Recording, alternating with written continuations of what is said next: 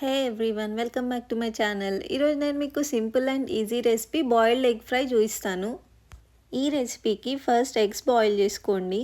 Next stove మీద ఒక కడాయి పెట్టుకొని అందులో ఆయిల్, జీలకర్ర, ఆవాలు, ఆనియన్స్ వేసి ఆనియన్స్ గోల్డెన్ బ్రౌన్ కలర్ వచ్చే వరకు ఫ్రై చేయండి. ఇప్పుడు బాయిల్డ్ ఎగ్స్ని ఇలా చిన్న చిన్న పీసెస్గా కట్ చేసుకోండి.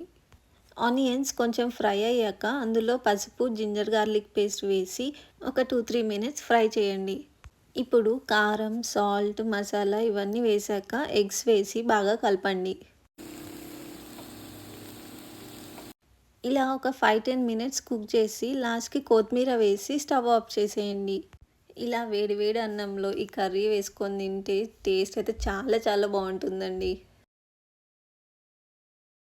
If you like the video, please like, share and subscribe to my channel. Thank you all for watching my video.